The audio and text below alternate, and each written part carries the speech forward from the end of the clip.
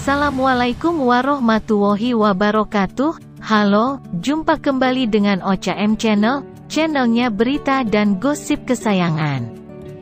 Kali ini OCM akan berbagi info menarik soal IKN yang kabarnya tak dilirik investor.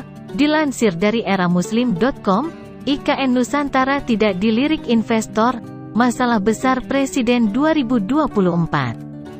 Siapapun presiden yang terpilih dalam Pilpres 2024, bakal menghadapi masalah besar, yakni proyek Ibu Kota Negara, IKN, Nusantara yang tak laku di mata investor. Alhasil biaya pembangunannya akan membebani APBN. Ekonom dan pakar kebijakan publik Narasi Institute, Ahmad Nur Hidayat, menerangkan, uang negara sebesar 29 triliun rupiah digelontorkan untuk pembangunan IKN Nusantara selama 2 tahun. Terdiri dari APBN 2022 sebesar 5,1 triliun rupiah dan APBN 2023 sebesar 23,9 triliun rupiah. Totalnya menjadi 29 triliun rupiah, tuturnya kepada inilah.com, Jakarta, Kamis tanggal 25 Mei tahun 2023. Kalau tahun depan masih dibiayai APBN, proyek IKN Nusantara yang nilai investasinya 466 triliun rupiah bakal menjadi masalah serius bagi presiden selanjutnya. Karena APBN semakin berat, ancaman defisit membesar. Mau tak mau, pemerintah harus menambalnya dengan utang baru.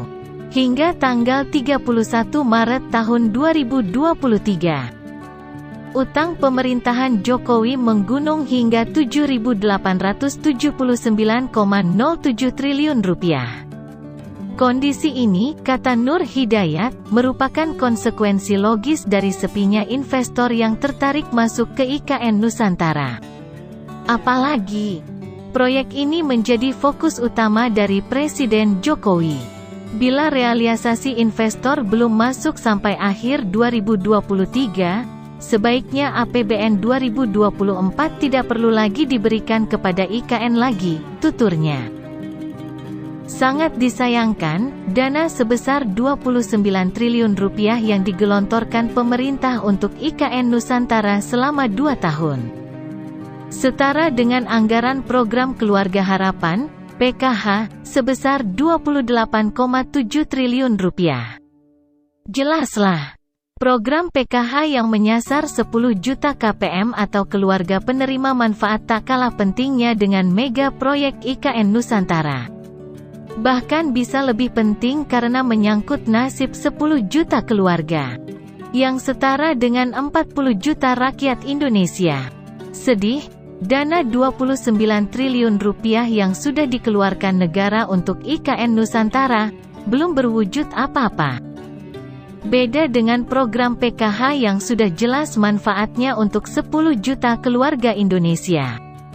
Seandainya 28 triliun rupiah ditambahkan untuk PKH, semakin banyak rakyat Indonesia yang tertolong, bebernya. Penggunaan APBN untuk membiayai IKN Nusantara, diprediksi totalnya mencapai 89,4 triliun rupiah. Sisanya berasal dari skema kerja sama pemerintah dan badan usaha, KPBU, dengan swasta sebesar 253,4 triliun rupiah, dan BUMN serta BUMD 123,2 triliun rupiah. Totalnya mencapai 466 triliun rupiah. Sayangnya, kata Nur Hidayat, 2 tahun berlalu, pembiayaan KPBU dengan swasta masih nol besar.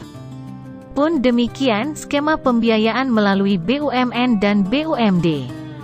Padahal, Presiden Jokowi saat groundbreaking pada Agustus tahun 2022, mengatakan investor IKN antri, tuturnya. Bila tak ada investor yang membenamkan modalnya di IKN Nusantara hingga akhir 2023, kata Nur Hidayat. APBN 2024 sebaiknya tak diotak-atik lagi. Alangkah baiknya APBN 2024 fokus untuk memperkuat program pembangunan SDM dan pendidikan, serta mitigasi penurunan daya beli masyarakat yang terdampak resesi global 2023. Ketimbang harus membiayai IKN Nusantara, imbuhnya. Ya, Nur Hidayat benar, hingga detik ini, belum satu pun investor kakap masuk ke IKN Nusantara. Pernyataan jujur Menteri Pekerjaan Umum dan Perumahan Rakyat atau PUPR, Basuki Hadimuljono bahwa belum ada realisasi investasi di IKN Nusantara, layak diberi jempol. Sejauh ini, investor hanya mengaku-aku kepincut membangun bisnis di IKN Nusantara. Mereka baru menyerahkan Letter of Intent atau LOL yang masih belum konkret. Tak lebih dari cek kosong. Belum, investasi belum ada yang terrealisasi. Sekarang yang dikerjakan yang APBN semua, kata Menteri Basuki pada tanggal 2 Mei tahun 2023. Salah satu alasan investor belum masuk ke IKN Nusantara, kata Menteri Basuki, terkait aturan teknis pembelian tanah yang belum rampung dibahas. Khususnya menyangkut bagaimana tata cara pembelian tanah di IKN Nusantara. Misalnya ada investor akan membangun rumah sakit di lahan seluas 5 hektare, belinya tanah, bagaimana, kata Menteri Basuki.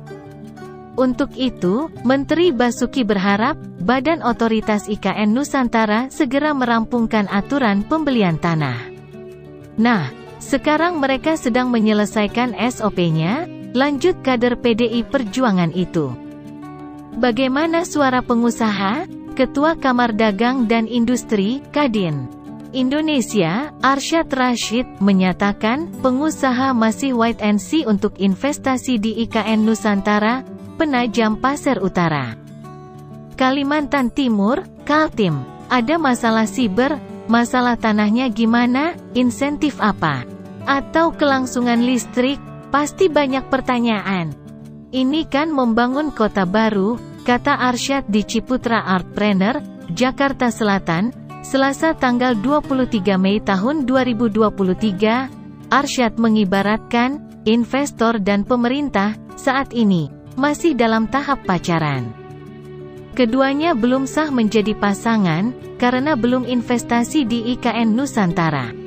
Tentu saja, pengusaha atau investor tidak akan gegabah dalam berinvestasi.